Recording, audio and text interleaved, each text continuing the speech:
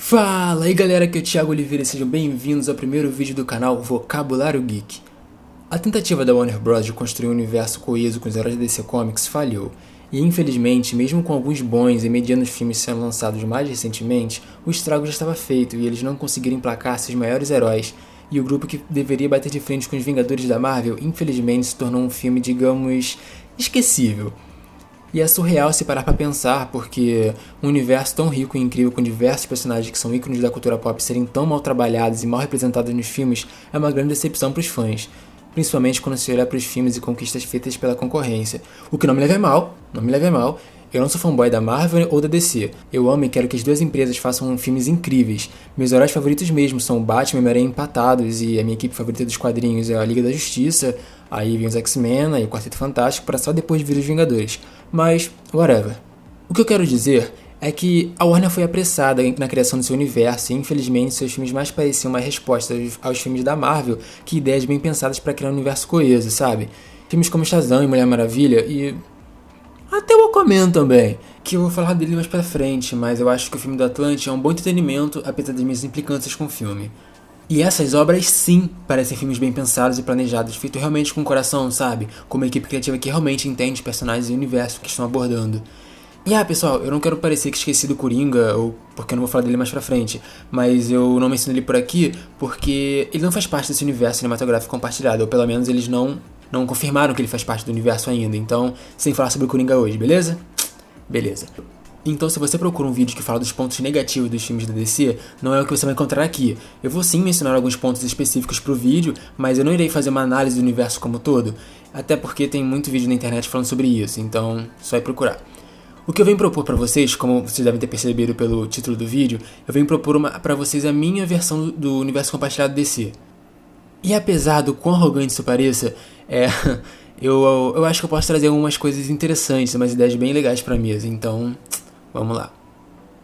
Eu já vou deixar bem claro que a minha intenção com esse vídeo não é dizer que eu sou melhor que o Zack Snyder ou qualquer um que trabalhou, que influenciou, de alguma forma interferiu nos filmes do DCU. Eu só sou um estudante sem nada pra fazer na internet, que tem um sonho. I have a dream. E esse é o meu dream. Que horrível, horrível, corta. Mas beleza. Bom, dito isso, vamos lá. Eu vou dar os lançamentos dos filmes como se eles tivessem sido lançados meio que na época do que eu penso ser a primeira tentativa da DC de construir seu universo compartilhado. E o ano escolhido para dar início a esse universo é em 2011, mas tem um porquê. Na época a DC já havia lançado filmes como Constantine, Watchmen, V de Vingança, e já tinha lançado também 2 filmes da trilogia do Cavaleiro das Trevas do Christopher Nolan, e com isso fizeram com que a DC fosse essa referência de universo sombrio.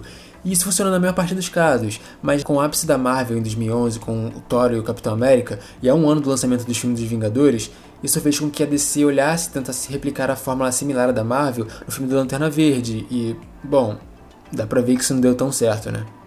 Mas, e se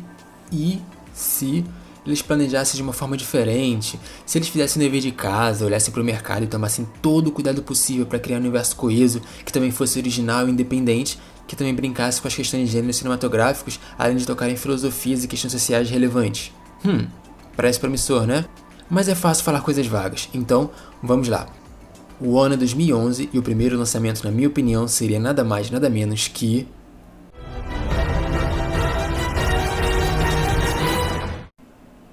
Eita, mulherão da...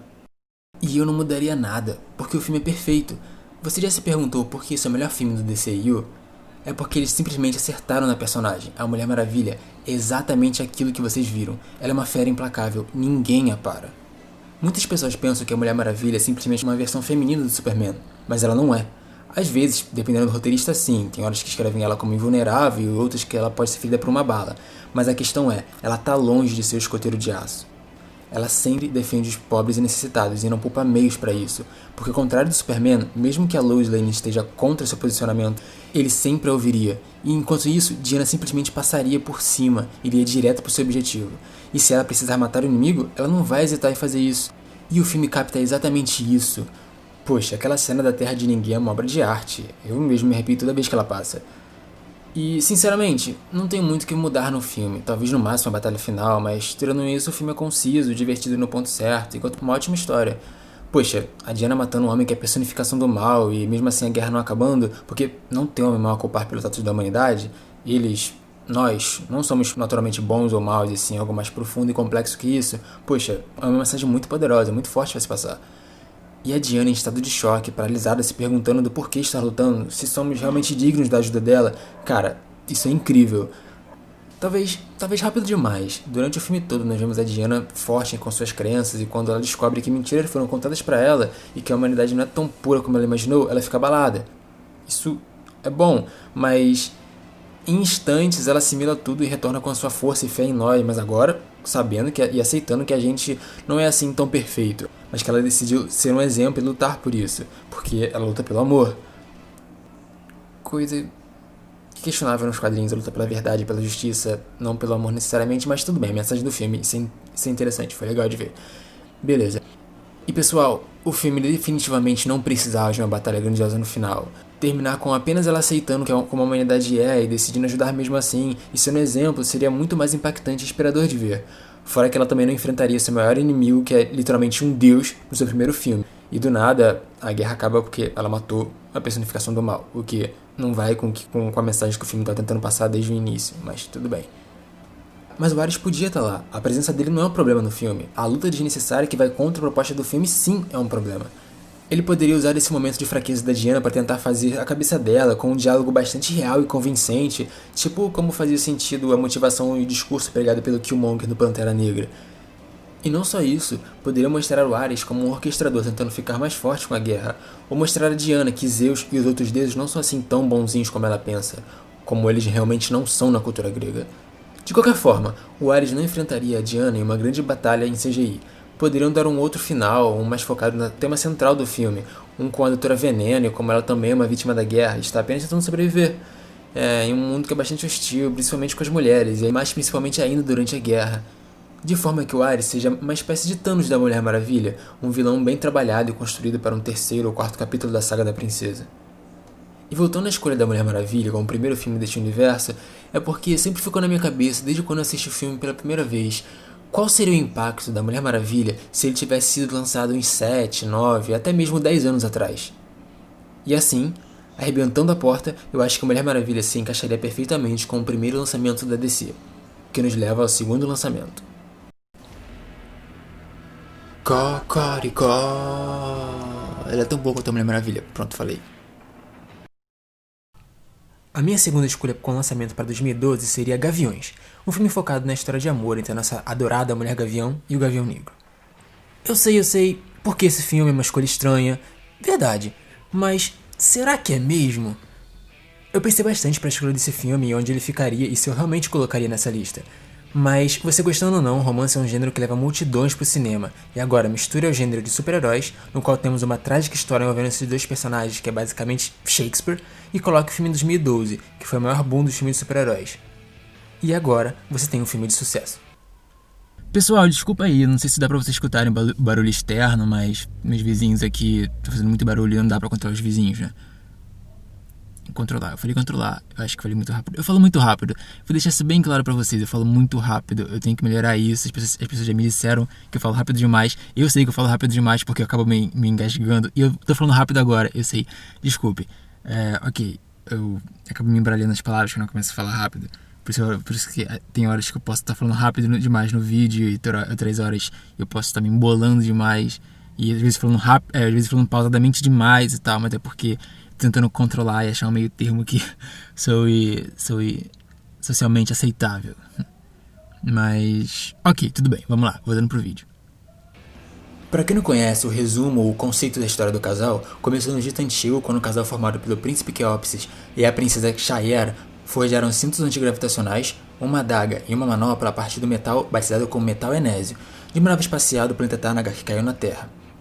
E após ambos serem assassinados pelo feiticeiro Hatset pela própria adaga, o casal jurou sempre se reencontrar nas próximas reencarnações. E essa é a história de amor deles, se reencarnarem, se apaixonarem, relembrarem suas vidas passadas e viverem uma vida juntos. E repetindo isso em toda a reencarnação em um loop infinito. Looping é infinito. Whatever. No entanto, para a versão cinematográfica, acho que seria interessante adicionarmos ao enredo do casal uma narrativa que, se eu não me engano, está na saga A Noite Mais Densa no Dia Mais Claro. Eu não tô lembrado agora. Se vocês souberem, por favor, deixem nos comentários. no qual a Mulher Gavião e o Gavião Negro são amaldiçoados a sempre que se reencontrarem e ficarem juntos, serem assassinados. E com uma boa história que utiliza de forma criativa a reencarnação dos personagens, e um momento histórico no qual ambos estão reencarnando, mas um bom desenvolvimento de personagens que são incríveis por sinal, eu amo a Mulher Gavião, mas o fato de estarem destinados à morte ao se reencontrarem, e com uma dupla de protagonistas com uma ótima química como DiCaprio e Kate Winslet tinham em Titanic, e que basicamente todo filme tem que ter, principalmente de romance. Desculpa Kristen Dunst e Tobey Maguire, eu amo vocês são ótimos atores, mas vocês simplesmente não me convencem como um casal apaixonado. Pronto, falei. O filme poderia entrar para o coração do público e da crítica como um clássico do gênero, ou, na pior das hipóteses, um clássico a longo prazo, como aconteceu com filmes como Iluminado e Rocky Horror Picture Show, que foram um fracasso em seu lançamento, tanto em bilheteria quanto em crítica, mas que hoje são filmes celebrados por suas estranhezas, originalidade e ousadia até. Os famosos filmes cult. Mas é claro que isso só aconteceria se o filme fosse bom e original e com algo a dizer. Fora que apesar de filmes de super-heróis, em sua maioria, possuírem uma história de amor, por elas não serem a trama principal, são deixadas de lado, e em certos casos, mal trabalhadas e colocando a imagem da personagem feminina apenas como interesse amoroso sem ter muito a agregar na trama. Além da posição de objeto a ser salvo e sendo tratada como um troféu para os esforços do protagonista. Poxa, quem nunca viu um filme de ação que após o protagonista salvar a mocinha, ela finalmente o beija como recompensa? E o filme pode terminar com eles tentando acabar com essa maldição, ou essa última chance que eles têm de ficarem juntos. Eu não sei. A única coisa que importa é que eu quero que na trama os dois terminem juntos. Pode ficar implícito, pode parecer que vai ficar tudo ruim pra sempre, pode até terminar tragicamente com a morte dos dois, que a princípio é definitiva. Mas que na cena pós-créditos, ou na última cena antes dos créditos, dê um sinal de que ambos ainda irão retornar. Ou um final fofo, como a de Drácula, a História Nunca Contada, ou ambígua para os fãs debaterem e teorizarem como a de A Origem. Não importa o final, desde que deixe a possibilidade do casal ficar vivo no século XXI pro filme da Liga da Justiça. Por não serem personagens tão famosos da DC, pelo menos em relação aos que aparecerão nos próximos filmes que eu falar, seria interessante lançar entre dois grandes nomes. Assim, a Warner Bros., mesmo se ainda estivesse insegura em criar seu universo de super-heróis, poderia lançar o filme como uma espécie de teste à reação do público a projetos mais alternativos, e assim, dando espaço aos bebês, construiria seu universo. Ah, e mais uma coisa, para os dois personagens não usarem a mesma arma, para o filme o Gavião Negro usa a massa, ou a clava, chame como quiserem, enquanto a Mulher Gavião usa duas espadas curtas. Mas antes de vocês serem me criticando nos comentários, onde está o machado, porque ele não usa machado, porque não dá pra ele machado e dá pra ela massa. Eu vou dizer logo que eu sei que o Gavião Negro é famoso pelo machado, mas a massa também é uma marca forte do personagem, e é usada por ele até hoje nos quadrinhos. Mas por causa da animação, a Shea era quem ficou mais conhecida com a arma. Mas eu tenho um plano do que fazer com o machado. Existe uma razão dele não estar aqui agora, mas aí dizer já é spoiler, né? Bom, com isso até agora temos dois filmes do universo DC protagonizados por mulheres fortes, no qual o segundo filme une gêneros de romance e ação com cenários de diversas épocas diferentes. Então, bora pro próximo. Meu nome é Thiago Oliveira e eu sou o maior youtuber do mundo. Bom, sendo assim, o terceiro filme lançado em 2013 seria The Flash. O filme será com Barry Allen já atuando como Flash e teria uma abertura introdutória como Star Wars e o filme da trilogia do Homem-Aranha de Sam Raimi. Uma cena rápida que conte sobre o acidente e um resumo da história da origem do Velocista Escarlate. O Flash do filme era iniciante, o filme mostra exatamente como ele se consagra como herói de Central City, como ele se torna o Flash que tanto amamos dos quadrinhos e animações. O filme será também mais colorido e clássico aos formatos de filmes de super-heróis, e contará também com easter eggs de Batman, Superman, LexCorp, Empresas do Wayne, Preta Diário e outros personagens da DC. Realmente um self-service para os amantes de quadrinhos. E essa escolha de um filme mais divertido e clássico me ocorreu pelo Flash ser um personagem similar ou um possível equivalente ao Homem-Aranha da DC, e criaria uma bela rivalidade com o filme do espetacular Homem-Aranha, que na época de 2013 já havia lançado um filme e estava a 1 ano do lançamento da sequência. E também pela similaridade de que eu sempre achei que, assim como o Flash, o Homem-Aranha também é um personagem perfeito para uma série de TV e animações, mais do que para o cinema até, mas isso é tema para outro vídeo. O Barry do filme será um policial forense e conta com a presença de diversos de seus ajudantes e amigos mais famosos, além, é claro, da Iris, que eu quero que ela já inicie o filme sabendo a identidade secreta do Barry, e também que ela é uma repórter pequena, mas muito boa no que faz. O que eu quero com ela já sabendo a identidade do herói é que ela seja mais próxima e fiel à sua versão dos quadrinhos, uma figura feminina forte e presente que sirva de apoio moral para o herói e ajude o Barry a ser a melhor versão dele mesmo, que o ajude a ser o Flash. E que tem uma personalidade divertida também, e dos quadrinhos é demais. E esse jovem adulto Flash pode enfrentar qualquer um da sua galeria de vilões, desde que, por favor, não seja um velocista. Para ser sincero, na minha opinião, adoraria ver uma versão do Mestre dos Espelhos no cinema, com ele fazendo diversas manipulações com os vidros e apresentar o mundo dos espelhos também, o que poderia nos dar cenas visualmente incríveis. Fora que seria uma boa oportunidade para introduzir outras dimensões, já que o Mestre dos Espelhos utiliza da dimensão Mundo dos Espelhos para se locomover. Que por mais que eu ame os outros inimigos do Flash, que também são velocistas, eu gosto de quando os vilões têm poderes distintos dos heróis, e não são apenas uma contraparte maligna deles, o que possibilita uma grande variedade visual para as cenas de ação. Por isso que filmes como Guerra Infinita e Guerra Civil foram tão divertidos de assistir, por suas variedades de habilidades em tela. Mas o filme pode até pegar vilões menores, que dificilmente seriam vilões principais do Flash ou de algum outro personagem da DC, e colocar no filme como uma cena inicial do Flash salvando as pessoas desse vilão ou grupo de vilões menores. E também, quem sabe brincar com as possibilidades, pois assim como Homem-Formiga mencionou o Reino Quântico e só na continuação foi trabalhado para só em Vingadores Ultimato ter seu boom e relevância para o universo, o mesmo pode ser feito aqui, com alguma cena ou frase de algum personagem mencionando sobre o multiverso, para, quem sabe, mais tarde resulte em algo que possa ser utilizado no futuro. Ah, e mais uma coisa, essa Iris tem um sobrinho, e esse sobrinho é super fã do Flash, e não sabe que o Barry Allen é o seu ídolo. O personagem pode ser um novo estagiário dos laboratórios Star e servir de alívio cômico e não ter tanta importância pra trama. Nesse momento só quero que ele sirva para ser o queridinho do público. A função dele é ser um Olaf da vida e conquistar a todos com esse jeitinho engraçado e inocente. Mas no final do filme uma coisa acontece. Pode ser na batalha final, ou um acidente no laboratório, ou em uma cena pós-créditos também. O importante é, esse sobrinho também ganha os poderes do Flash. Ah, e pra quem não ficou claro ainda, esse sobrinho é o Wally West, o futuro Flash. Ou Kid Flash, como quiser. E é isso. O filme do Flash tem que abraçar esse lado divertido e bobo dos quadrinhos com orgulho, como também tocar em temas científicos que o personagem tanto representa. E o mais importante, mostrar no Flash que é a personificação da bondade. Pois assim como Superman é a esperança, a Mulher Maravilha é a verdade, Batman a justiça e Lanterna Verde é a coragem, o Flash é a representação da bondade, e é exatamente isso que o filme tem que capturar direito. E com isso, vamos para 2014 com o primeiro de 2 lançamentos da DC. Isso, agora estamos partindo para 2 filmes por ano.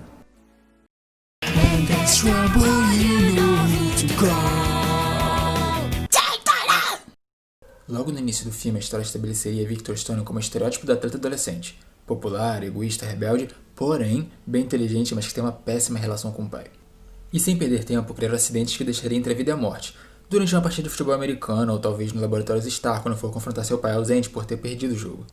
E metade do primeiro ato seria contando como Silas Stone, o pai de Victor, tenta desesperadamente salvar seu filho e sendo barrado pelos mesmos homens brancos e engravatados a qual ele dedicou a vida inteira trabalhando. Tendo ele que recorrer a meios secretos e indo contra os laboratórios Star e fazendo seu filho de experimento, colocando uma caixa materna, que é um cubo de poder inigualável, extremamente perigoso e instável, dentro de seu filho como uma tentativa de um pai desesperado em manter o filho vivo, criando assim o Cyborg. E o restante desse extenso primeiro ato seria Victor acordando como Cyborg e ficando horrorizado, pois além da sua vida ter acabado, agora ele está em conflito com tanta informação chegando no seu cérebro por conta dessas habilidades tecnológicas, fazendo com que o herói brigue com seu pai, pois preferia que o deixasse morrer a se tornar essa coisa. Onde o atleta confiante agora é só um garotinho assustado.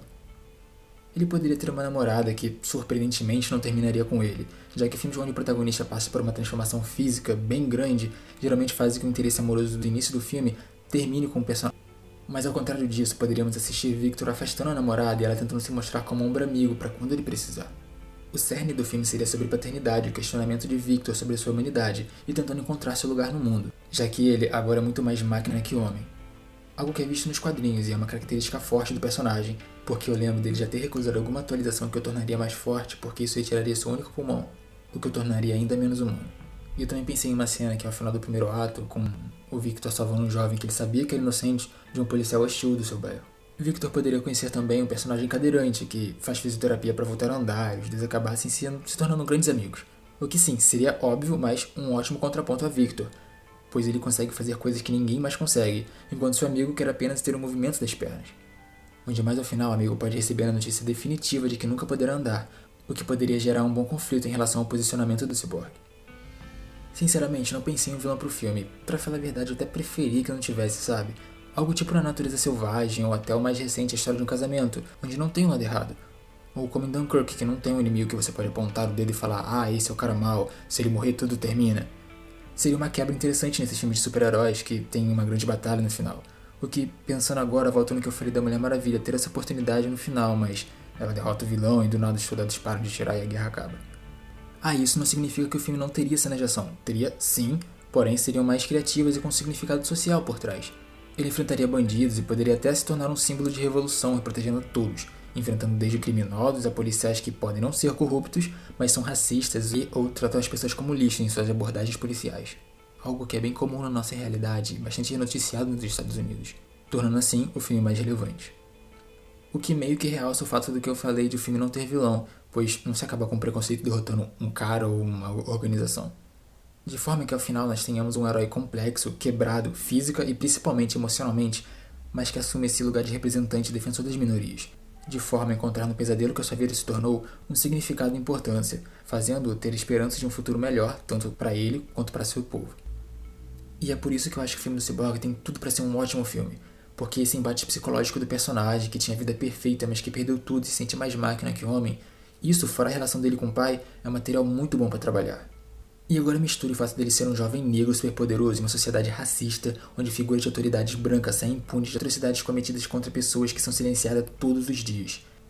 E agora, pegue esse herói negro e coloque ele como defensor de seus irmãos. E assim, você tem um herói que é muito mais americano e que representa muito mais que o Superman. Na verdade, com isso você tem um herói que é universal, muito mais que um símbolo americano. E com isso dito, bora pro segundo filme de 2014 que ainda tem muitos filmes pra falar. 2011 não aconteceu, 2011 não aconteceu, 2011 não aconteceu, 2011 não aconteceu. Ele abordaria o universo dos Lanternas como um exército espacial, que enfrentaria as mais terríveis ameaças, criaturas e entidades imagináveis. A ideia é utilizar o filme para expandir o universo cósmico, apresentar conceitos e entidades e, se der tempo, mostrar as outras tropas também. E assim como no filme do Flash teríamos diversos easter eggs de personagens urbanos, aqui teríamos tudo que puder mostrar sobre o universo cósmico e sua mitologia, como ele funciona. Uma coisa que eu quero tirar daquele filme de 2011 é a dinâmica do Sinestro e do Lanterna Humano, que por mais que eu ame Hal Jordan e basicamente tudo que eu leio de bom sobre o Lanterna Verde é ser com ele, é o John Stewart que está no meu coração como meu Lanterna favorito. Eu nem preciso dizer que é graças à perfeita animação da Liga da Justiça, né? Ele foi meu primeiro contato com o personagem e eu quero ele. Mas vocês podem imaginar qualquer lanternas que vocês quiserem, só trocar em lanterna. Então, seria um incrível fuzileiro Stewart que não lida bem com autoridades e levar ordens, que seria convocado para fazer parte da tropa dos Lanternas Verdes. E seria treinado por Kat Matui e Sinestro, que aos poucos ia mostrando seu lado egoísta. O filme é simples. É sobre um grupo de lanternas em uma missão enfrentando um alienígena que está atrás de um item com um exército gigantesco, ao estilo Senhor dos Anéis. Mas vamos brincar com essa narrativa. O vilão do filme da Tropa das Lanternas Verdes seria Mongul, um extremamente poderoso conquistador alienígena da DC, que, infelizmente, apesar de ter feitos incríveis nos quadrinhos, na maioria das vezes é utilizado apenas como um saco de pancada para o Superman. Mas, não se deixe enganar, ele é extremamente forte, dependendo da história que você estiver lendo, ele é até mais forte que o Superman. Mas, voltando pro filme, o plano do vilão é dominar o universo utilizando a arma suprema, o mundo bélico, que, para encurtar, é como uma estrela da morte extremamente destrutiva. É tipo um tanque do tamanho de um pequeno planeta com as melhores armas do universo.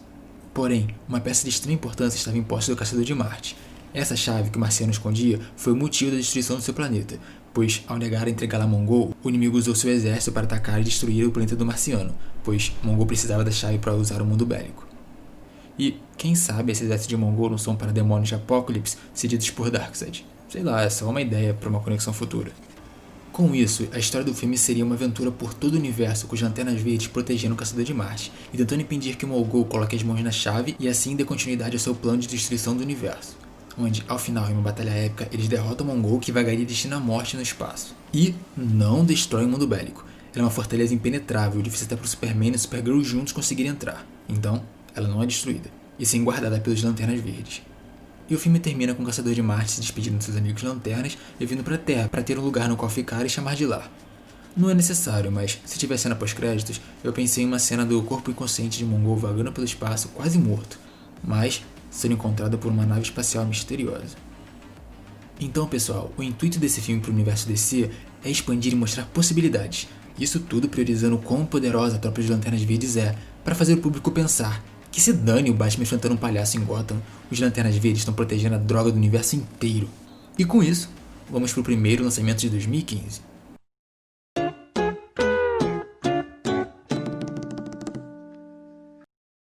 Então, pessoal, vamos falar de Aquaman. Essa talvez seja a parte mais polêmica desse vídeo. Talvez, não sei. Mas é porque o filme é algo estranho pra mim, porque eu quero mudar tudo e também não mudar quase nada. É incoerente, eu sei. É porque eu gosto do filme do jeito brega e da forma como ele não se leva a sério, mas também são exatamente essas mesmas coisas que eu não gosto tanto no filme. Deu pra entender? Deu pra entender? Deu pra entender? Eu acho que não. Eu vou tentar explicar. O meu problema com Aquaman é o mesmo que eu tenho com Superman.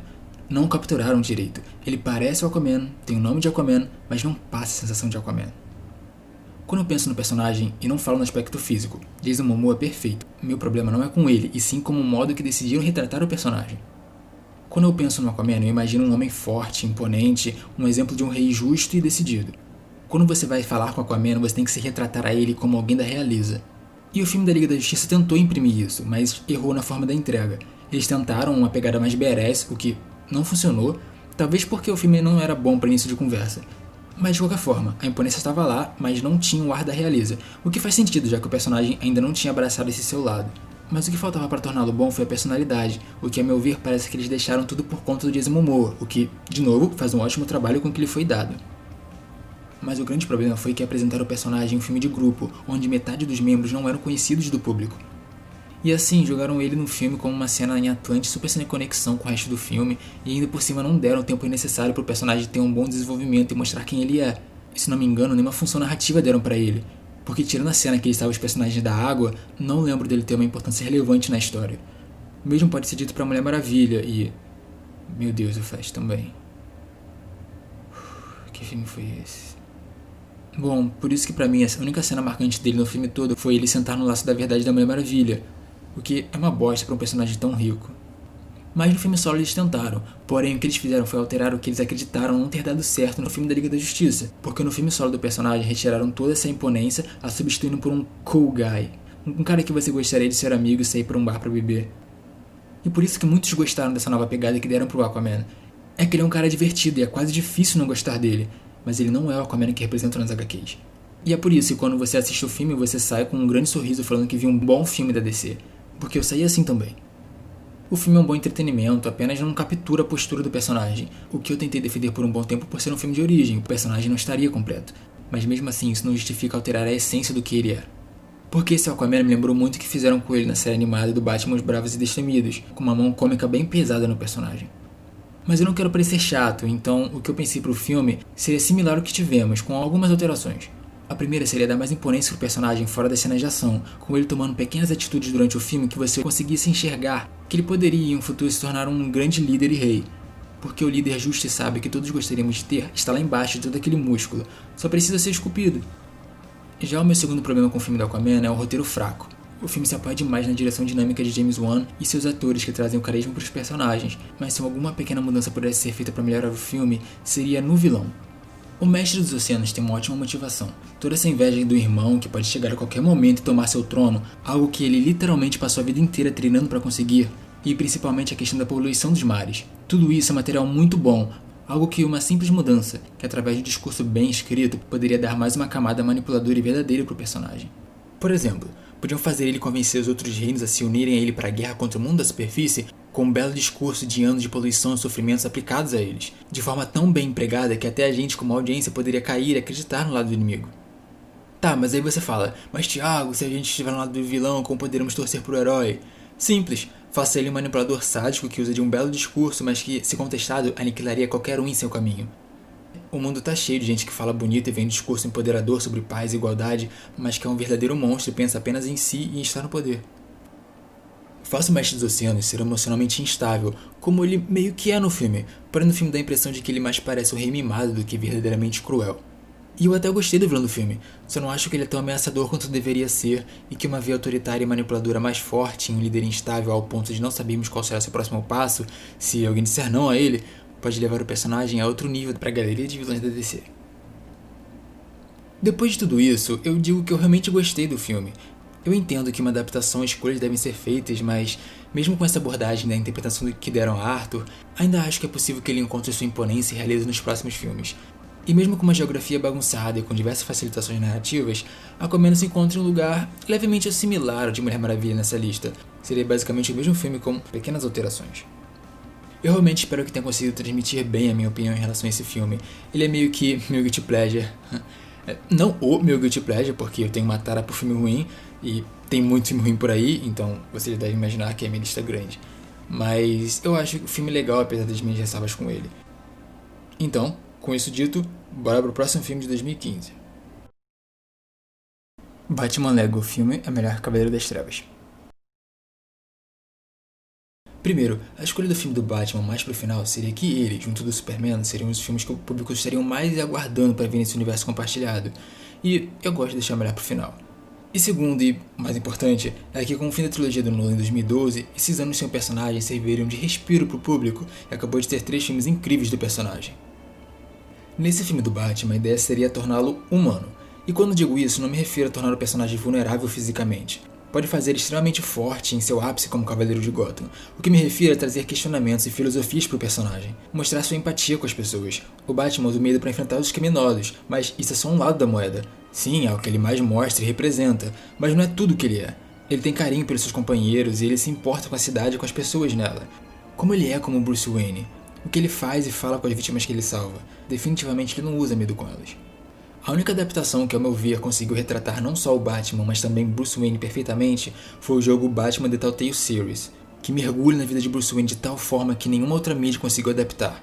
Você realmente sente a tristeza no Alfred e o peso nos ombros de Bruce por ter que comandar as empresas Wayne e ser o Cavaleiro das Trevas.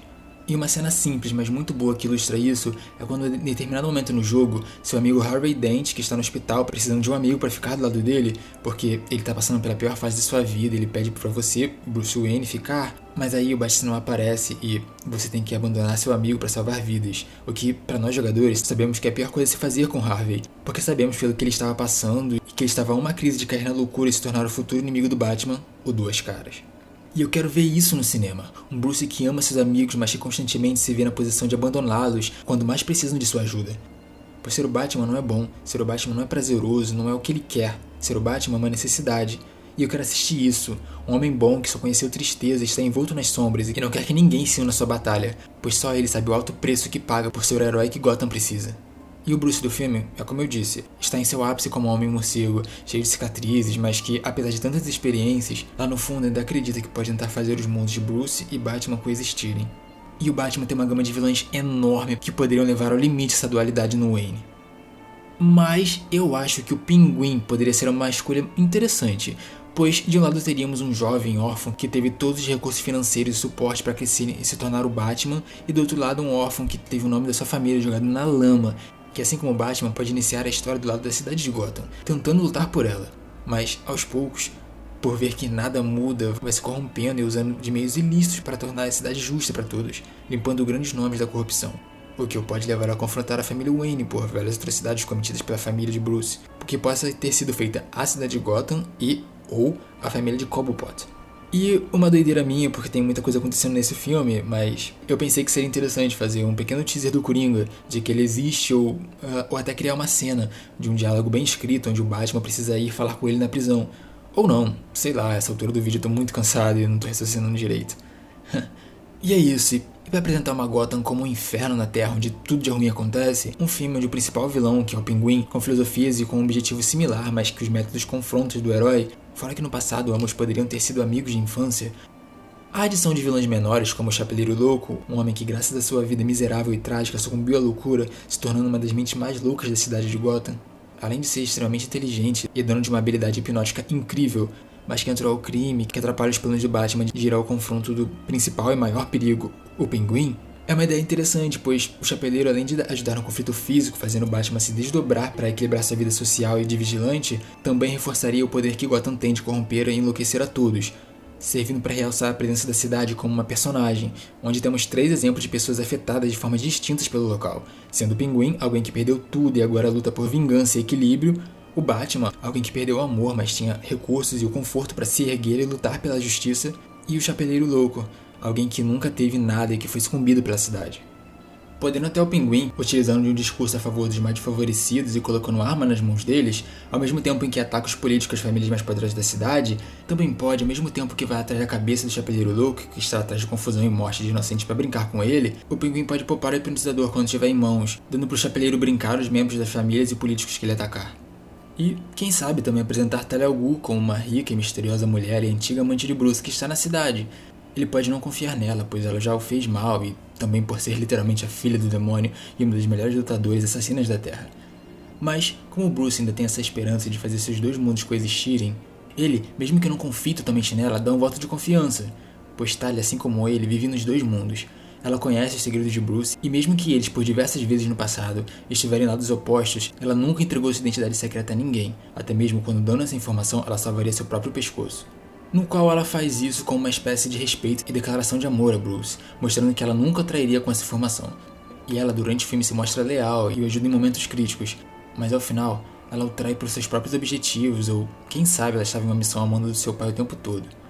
Fazendo que no final, de uma vez por todas, Bruce reconheça que nunca teria uma vida feliz, não enquanto fosse defensor de Gotham. E ao chegarmos à resolução do filme, após Bruce fragilizar a amizade e destruir boas oportunidades de finalmente ser feliz, tudo por ser o Batman, tendo a única pessoa além do Alfred que sabe sua identidade secreta e que ele ama e podem ter um futuro juntos, o trai deixando sozinho. E assim, nosso herói termina ainda mais envolto nas trevas de onde começou.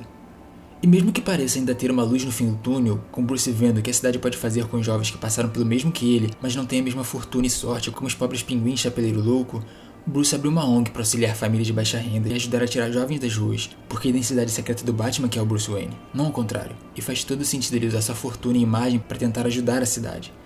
Mas, essa luz no fim do túnel que eu mencionei é apenas uma ilusão de saída das sombras, pois Bruce não mais tenta viver, mas sim utilizar sua imagem pública, suas influências e seu dinheiro com foco para os outros, nada para si mesmo, nunca mais.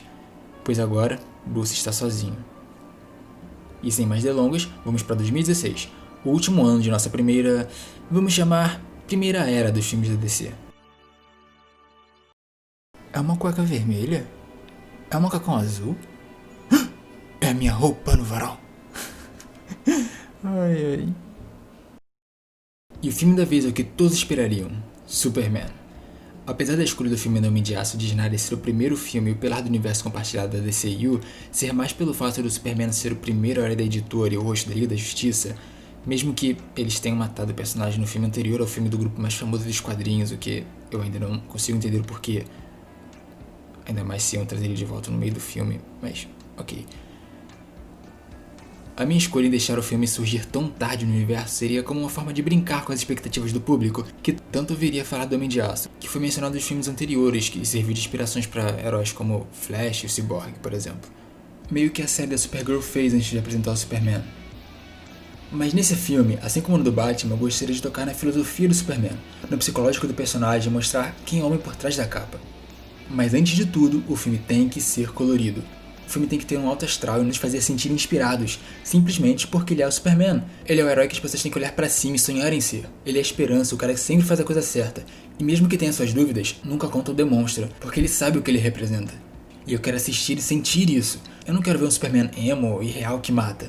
Apesar de que eu não tenho necessariamente um problema com isso do personagem matar, mas sim matar nesse contexto e nesse filme em questão, que é o filme que apresenta ele pro público. Mas isso é assunto para outro vídeo.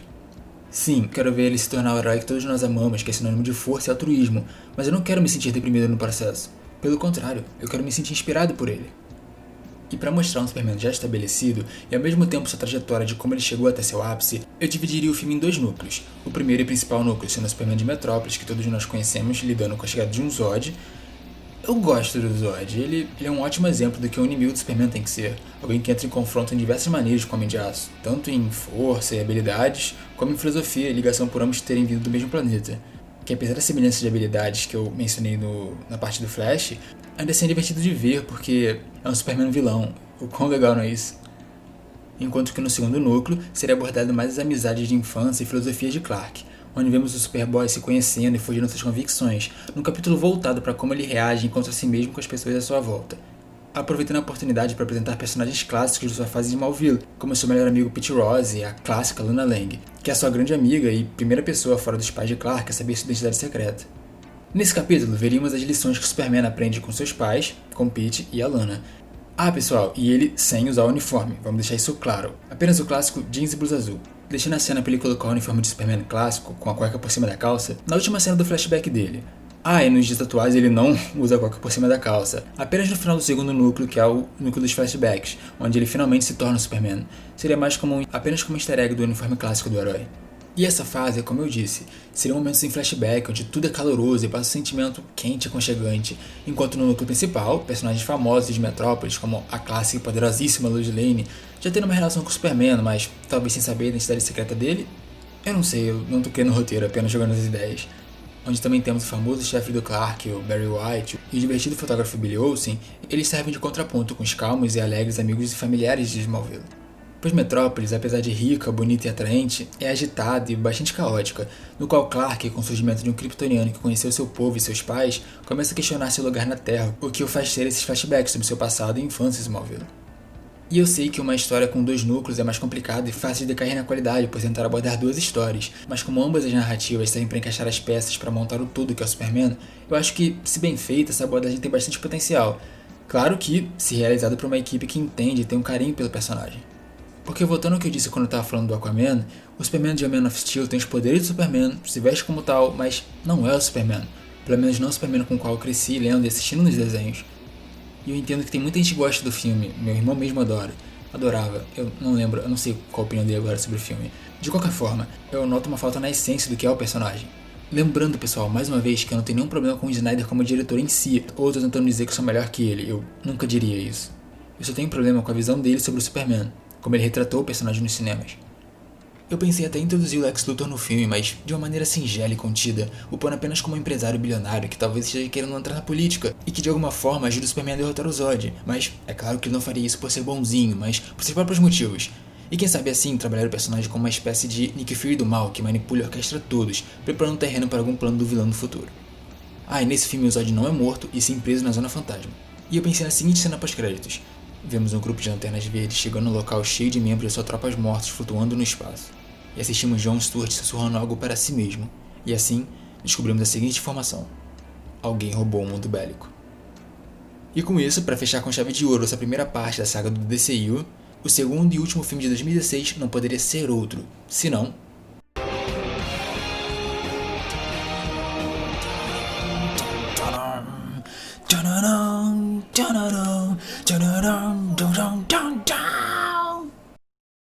Liga da Fucking Justiça, o último desse primeiro arco, no qual vamos chamá-los de Era de Ouro do DCU. A Marvel tem suas fases e a DC terá suas eras. E esse filme seria a combinação de tudo até então construído. E agora eu quero aproveitar para revelar para vocês que a base de toda essa minha criação, dessas ideias de filmes, foi em cima da seguinte frase: o universo cinematográfico Marvel é sobre humanos se tornando deuses. O universo cinematográfico DC é sobre deuses se tornando humanos. E isso foi feito nos filmes solos, mas aqui, nesse filme, eu quero lembrá-los do porquê eles são deuses. E apesar de querer como fosse antagonista do filme a Legião do Mal, por achar que é cedo demais e não faria muito sentido os vilões se unirem para derrotar heróis que nem se conhecem ainda, então a minha segunda opção fica a cargo de outro vilão igualmente interessante: Brainiac. O plano de Brainiac é simples: ele vem à Terra para colher informações sobre o planeta invadido e capturar uma cidade para guardar em seu arsenal e estudar, sendo a cidade em questão Metrópolis. E após a captura da cidade, ele destrói o resto do planeta. Porém, no filme ele não veio sozinho. Além de seu gigantesco exército de robôs e sua fortaleza flutuante, ele traz consigo Mongul. Ele que foi capturado por Brainiac enquanto vagava pelo espaço e indicou a Brainiac atacar a Terra para que pudesse ser vingado do Lanterna Verde que o derrotou, destruindo assim a terra natal do inimigo. E para piorar a situação, Brainiac mais pra frente se revela em posse do mundo bélico, podendo o vilão em determinado momento, ao perceber que está sendo derrotado, se melhorar unindo-se à arma destruidora de mundos, como forma de se atualizar, o tornando literalmente invencível. E com esses 2 vilões, os heróis já têm a oportunidade e uma razão plausível para se unirem. Porque já que os vilões atacam a cidade dos escoteiros de Metrópolis, o Superman já está na batalha. O Flash pode simplesmente correr de Star City até Metrópolis quando vê os alienígenas invadindo. Já o Caçador de Marte é interessante, pois como ele chegou à Terra, ele está aprendendo sobre a nossa cultura através de programas de televisão antigos e ele poderia falar como personagem de filmes noir e alguns clichês como os tias ou algo do tipo. Mas o mais importante, ele trabalha disfarçado como detetive, usando sua telepatia para resolver casos em Gotham City, que é o pior local da Terra. E lá, pelo Batman ser o maior detetive do mundo, pode confrontar dizendo que está de olho nele e ter aquela icônica ameaça do Batman Caçador de Marte, onde o morcegão diz algo mais ou menos assim: e mais uma coisa, eu não sei o que você é ou de onde você vem, mas meus instintos dizem que é confiável. Mas não se engane, é preciso uma lasca de meteoro radioativo de $70 mil para deter o de Metrópolis. Para você, só preciso de uma moeda para comprar fósforos. E assim, quando o Caçador de Marte vê que Mongul está invadindo a Terra, se une ao Batman para irem à cidade enfrentar os vilões. Só lembrando que esse Batman vai a Metrópolis com algo chamado Preparo. Ele vai levar e usar tudo que tem. E quando o Brainiac escanear a Terra, ou sei lá o que, pode descobrir que tem dentro do ciborgue uma caixa materna e tentar capturá-lo enviando Mongul e seus robôs. Mas Mulher Maravilha surge no meio da batalha para ajudar o herói. Já a Lanterna Verde pode se juntar por diversos motivos. Ele pode estar na Terra salvando vidas ou ou seu anel, alguma coisa de ouro, informe do que está acontecendo no seu planeta. Ou a minha preferida e mais coerente, que é ele estar investigando o paradeiro do mundo bélico desaparecido, e surgir no filme como uma espécie de evento, chegando em uma cena crucial e salvando a vida dos personagens. Sobre os Gaviões, que até então não são heróis propriamente ditos, já que eles não saem por aí salvando a vida como os outros, mas lembrando que eles têm a memória dessas encarnações antigas, que eram guerreiros formidáveis, fora que a força deles, a resistência e a regeneração são extremamente altas, isso sem contar que são aumentadas graças ao metal enésio em suas armas. O casal pode se ver no meio de tudo isso e, apesar do Gavião Negro não querer de início ajudar, acaba sendo convencido pela Mulher Gavião e decidindo se unir ao time, porque apesar de tudo, ele tem um bom coração. Em relação ao Aquaman, apesar dele ser o rei dos mares, ele também é o protetor da superfície, e com isso a ponte que liga os mundos da superfície e o submerso. Então não deve ser impossível para ele ir ajudar os heróis. Ele pode apenas surgir iconicamente em um momento importante. Pô, imagina ele montado em um Kraken salvando as pessoas de uma ponte que está prestes a cair. Bom, de qualquer forma ele se uniria à batalha. E assim a equipe se formaria meio que sem querer. Seria mais uma consequência da invasão de Brainiac. E a escolha de Brainiac e Mongul como vilões foi como forma dos heróis terem alguma forma de vínculo com a força antagonista. Bom, pelo menos alguns deles. Pois é visível que o filme da Liga da Justiça não quis dar destaque ao vilão, ainda mais com um filme com tantos personagens, no qual eles eram o centro das atenções. Mas isso não quer dizer que seu vilão tem que ser descartável e esquecível, porque uma coisa inteligente que os Vingadores fez foi trazer o rosto de um vilão conhecido para o primeiro filme, um que tem uma forte ligação com um dos heróis do grupo e que durante a história faz com que cada um dos Vingadores tivesse assuntos a tratar com Loki ao final do filme, seja Viúva Negra por Loki a expor, ou o Gavião Arqueiro por Loki mexer com sua mente e fazê-lo se voltar contra sua organização e amigos, ou até mesmo Banner por ele trazer seu pesadelo à tona, e assim vai. E o Lobo da Steppe não faz nada disso, muito menos tem uma ligação com alguns dos personagens. Tipo, o Lobo da Steppe já enfrentou as Amazonas, os Atlantes e os humanos há milhões de anos, mas isso não é uma ligação forte bastante, nem uma ligação direito é. A cena só serve como fanservice totalmente gratuito e é ridícula, pois mostra o vilão do filme sendo derrotado, e isso não é o que queremos ver no início do filme. Mas aí você pode virar pra mim e falar: ó, Thiago, mas essa cena é legal, ainda precisou dos humanos e dos Atlantes e da Amazonas juntos pra derrotá-lo, fora que tinha os lanternas e os deuses também. Cara, whatever, a cena é desnecessária, você não conhece ninguém que esteve na guerra pra se importar nem um pouco. Sabe por que as pessoas se emocionam na batalha do Abismo de Helm, no Senhor dos Anéis e das Torres, ou qualquer outra boa cena de ação? Porque você se importa com os personagens. Fanservice e easter eggs só são um ademais de uma boa história. Eles devem estar dentro de uma cena, não serem a própria cena. Mas ok, eu vou parar por aqui, porque senão vou me empolgar e o vídeo não é pra falar sobre os prós e contras do filme da Liga da Justiça que recebemos. Bom, mas voltando a falar de conexões que um vilão deve ter com seus heróis, já o Brainiac sim conheceu o povo de Superman, mas não é como se fosse há séculos atrás, ele literalmente enfrentou os pais de Kal-El e foi causador da morte deles, junto do planeta. E basicamente, a única coisa boa sobre o personagem do Lobo da Steppe é que ele é tio do Darkseid, e isso é só pra quem conhece a história do personagem e não espirrou e perdeu a cena quando ele menciona o nome do vilão. E esse filme da Liga teria 3 focos: as interações entre os personagens, porque é o que as pessoas tanto esperariam pra ver, como esses personagens interagiriam uns com os outros, e cá entre nós, são as coisas mais divertidas de ver. As cenas de ação, que têm o único objetivo de mexerem com as nossas emoções e agraciarem nossos olhos com anos de espera. E por fim, não menos importante, os arcos dos personagens, que, apesar de pequenos e não tão complexos por ser um filme de grupo e com tantos personagens, não pode faltar. Nunca. Ainda mais em um filme com esses deuses. E agora que eu parei pra pensar, nossa, quanto personagem eu coloquei nessa formação. Mas é aquilo, né? Em um filme de grupo, nem todos têm o mesmo tempo em cena e cabe ao roteirista e diretores decidirem quais personagens devem ser priorizados. Mas isso não quer dizer que os outros devem ou não podem ter relevância. Pelo contrário, eles têm que ter algo pra fazer, pois ao contrário nem precisariam estar no filme. E poxa, as pessoas esperariam anos por esse filme, elas assistiriam de boa a um filme de quase 3 horas com a Liga, para que todos os personagens tivessem material e a devida importância. Até porque, se eles não fossem importantes, nem deveriam ter ganho seus filmes solos em primeiro lugar. Sorry, Caçador de Marte. Ah, pessoal, e 2 coisas bem importantes. Por um breve momento, Superman fica do mal. Provavelmente por causa do Brainiac conseguir capturá-lo e fazer uma lavagem cerebral no Super. Isso é apenas porque eu gosto de ver um Superman versus a Liga da Justiça. Imagina só, uma Mulher Maravilha irada liderando um time formado por Aquaman, Lanterna Verde e Mulher Gavião para derrotar o Super. Pô, ia ser da hora. E eu mencionei esses 4 em questão porque eles são ou usam armas mágicas, o que também é uma fraqueza do Superman. Mas não que o Flash e os outros não pudessem fazer nada. E a segunda informação é que, pessoal, no meio da história, o Gavião Negro morre. Possivelmente uma cena grandiosa de sacrifício do personagem ou para demonstrar a força do vilão. Não importa como, mas alguém tem que morrer, e, nesse caso, tem que ser ele. E eu não pensei na forma como o Brainiac seria derrotado, mas eu realmente gostaria que Mongul continuasse vivo, de alguma forma pelo menos. Ele pode fugir quando o Brainiac estiver sendo derrotado, ele pode trair Brainiac fugindo com algo relacionado ao mundo bélico, ou ele pode até simplesmente ser derrotado, mas não encontrar o corpo do vilão quando voltarem para prendê-lo. E assim, nós teríamos nosso filme da Liga da Justiça, um filme repleto de ação, com cenas com os heróis combinando seus poderes e formando estratégias e aprendendo a trabalharem como uma unidade. Um filme divertido e bem alegre, que traria uma formação da equipe que é tão querida pelos fãs.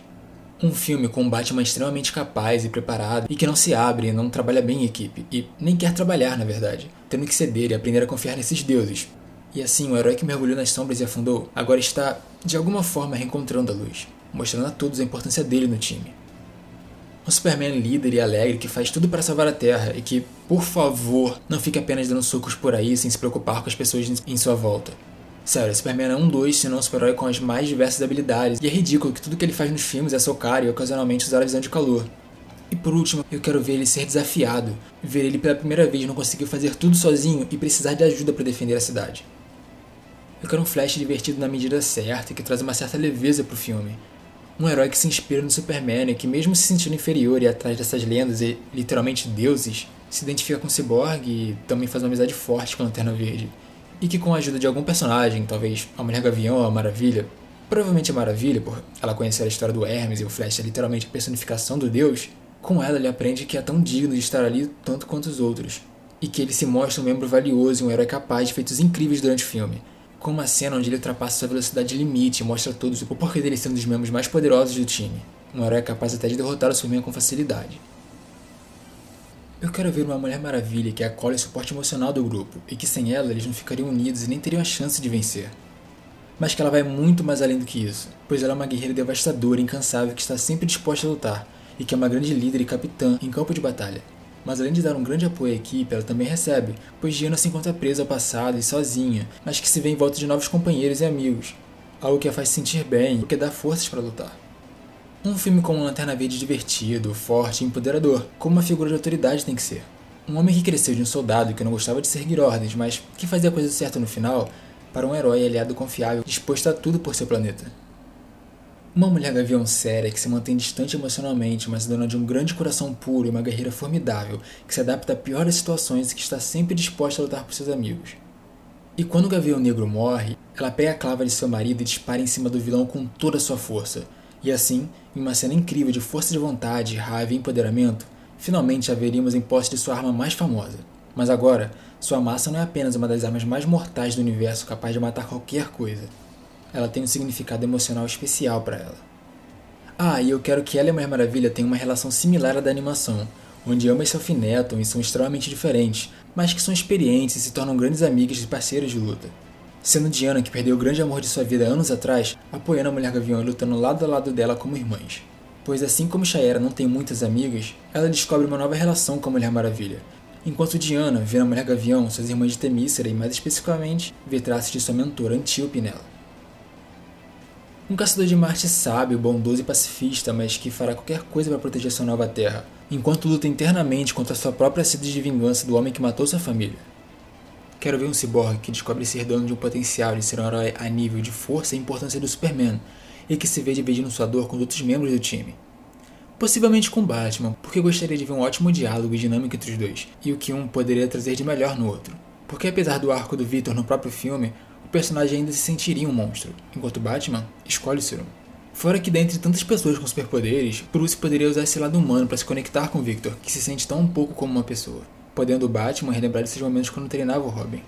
No filme também teria um rei Aquaman que passa uma imponência digna de respeito, um rei justo capaz de ir contra seus princípios e suas próprias leis para fazer a coisa certa.